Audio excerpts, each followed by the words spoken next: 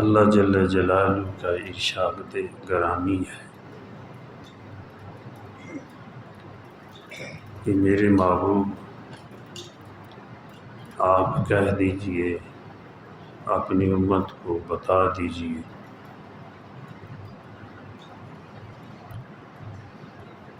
کہ اللہ کا فضل اور اس کی رحمت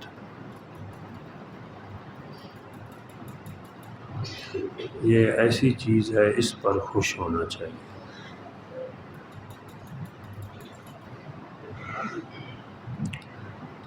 وَهُوَ خَيْرٌ مِّمَّا يَجْمَعُونَ،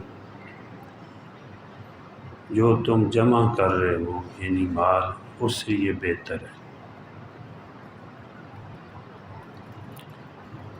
یعنی اللہ کا فضل حاصل ہو جائے، اس کی رحمت حاصل ہو جائے تو فرمایا چاہیے کہ اس پر خوش ہو، نہ کہ صرف دنیا کا مال حاصل ہو جائے تو اس پر ہی خوش ہو۔ اس دنیا کے مال سے یا اللہ کا فضل اور رحمت بہتر ہے۔ اللہ کا فضل اور اس کی رحمت سے مراد کیا ہے؟ حدیث پاک میں آیا ہے،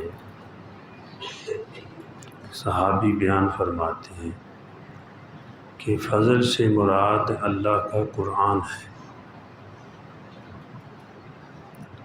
اور رحمت سے مراد قرآن پاک پہ عمل نصیب ہو جائے، اس کا سیکھنا نصیب ہو جائے۔ تو قرآن پاک بہت بڑی دولت ہے۔ حدیث پاک میں آیا ہے کہ حافظ قرآن کسی کی دنیا کو دیکھ کر للچائے تو اس نے جو اللہ پاک نے اس کو دولت دی ہے قرآن پاک کی، اس کی نہ قدری کی ہے۔ یہ سوچے کہ اللہ پاک نے مجھے بہت بڑی دولت عطا فرمائی ہے۔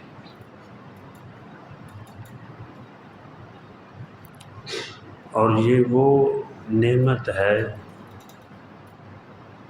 جو دنیا میں بھی کام آنے والی ہے اور آخرت میں بھی کام آنے والی ہے۔ اور جن لوگوں کے پاس یہ دولت ہے وہ دوسروں کے بھی کام ان کی برکت سے بنتے ہیں، اور آخرت میں بھی یہ لوگ دوسروں کے کام آئیں گے۔ مثلاً حافظ قرآن کو اللہ پاک فرمائیں گے کہ جن پر جہنم واجب ہو چکی ہے 10 آدمی، پسند کر لو ان کو جنت میں لے جاؤ، تو یہ دوسروں کے کام آ رہے ہیں وہی لوگ اچھے جو آتے ہیں کام دوسروں کے۔ ہم نے پرائمری میں یہ اقبال مرحوم کا شعر پڑھا تھا۔ امام شافعی رحمۃ اللہ علیہ کے زمانے میں ایک آدمی کی اولاد نہیں تھی، تو اللہ پاک نے ایک عرصہ کے بعد ان کے ہاں امید لگائی تو بچی پیدا ہوئی، دن پورے ہوئے، بچی پیدا ہوئی۔ وہ آدمی فرط و محبت میں آ کر کہنے لگا میں اپنی بچی کو دونوں جہان کی دولت کا جہیز دوں گا، قسم کھا لی اس پر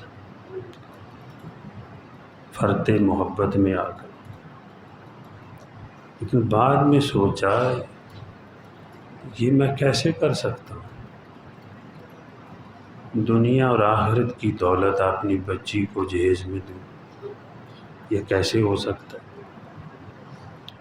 مختلف علماء سے انہوں نے پوچھا اس قسم کا کفارہ کیا میں جہیز میں دے سکتا ہوں دنیا آخرت میں؟ تو پھر آخر پہ امام شافعی رحمۃ اللہ علیہ کے پاس آئے، آ کر عرض کی کہ حضرت میں نے یہ قسم کھائی ہے، تو یہ قسم میں کیسے پوری کر سکتا ہوں؟ پہلے لوگ جو قسم کو توڑتے تھے ان کو خانس کہتے تھے، خانس۔ تو غالباً علماء نے لکھا ہے کہ معاشرے میں وہ اس طرح گر جاتا ہے، اس کی گواہی بھی قبول نہیں۔ تو اس پر بھی لوگ اپنی توہین سمجھتے تھے کہ میں نے قسم کھا لی ہے اور پھر اس کو توڑ دوں، کفارہ ہی دے کر چاہے ختم کر دیتے۔ تو امام شافعی رحمۃ اللہ علیہ نے فرمایا بھائی یہ آسان ہے،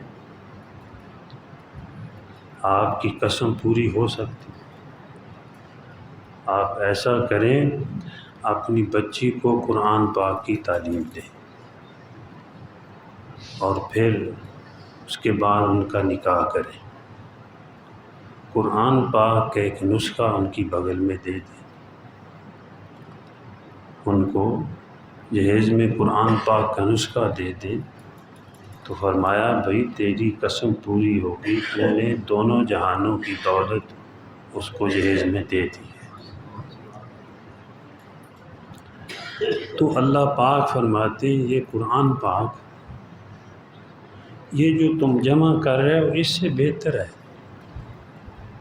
یہ اس وقت کے لوگ جو مخاطب وہ تھے، لیکن ہر زمانے کے لوگوں کے لیے سبب ہے۔ اور قرآن پاک کی ایسی یہ دولت ہے، حدیث پاک میں آیا ہے کہ یہ ایسے جیسے آسمانوں سے رسی لٹکی ہوئی، حبل اللہ، جو اس کے ساتھ لپٹ جائے گا اللہ پاک اس کو جنت میں کھینچ لیں گے۔ حکیم الامت حضرت تھانوی رحمۃ اللہ علیہ نے ایک عقائد لکھی ہے کہ ایک اللہ والے کہیں جا رہے تھے، بادشاہ کے محل کے نیچے سے گزر رہے تھے، تو اوپر سے بادشاہ نے سوال کیا کہ آپ اللہ تک کیسے پہنچے؟ تو انہوں نے فرمایا کہ بھئی آپ مجھے اپنے پاس بلائیں میں جواب دیتا ہوں۔ تو انہوں نے اوپر سے رسی لٹکائی، کہا کہ بھی اس کو پکڑ لو، تو پکڑا، وہ اوپر چلے گئے۔ پوچھا کیسے اللہ تک پہنچی؟ فرمایا ایسے پہنچا، رسی آپ نے لٹکائی ہے، کھینچ لی ہے آپ نے۔ تو اللہ پاک کی رسی حبل اللہ، القرآن حبل اللہ، قرآن اللہ کی رسی ہے، جو اس کے ساتھ لپٹ جائے گا اللہ پاک اس کو جنت میں کھینچ لیں گے۔ اور لپٹا کون؟ ہم سمجھتے ہیں کہ صرف بھائی وہ لوگ جو صرف پڑھنے والے۔ حضرت عمر فاروق رضی اللہ تعالی، ان سے کسی نے پوچھا حضرت امیر المومنین، حدیث پاک میں ہے کہ خیرکم، یہ لوگ قرآن والے اچھے ہیں، خیر والے ہیں، تو ہم کہاں گئے؟ فرمایا تم ان سے محبت کرو، تم بھی اچھے ہو جاؤ گے، تم ان سے محبت کر لو۔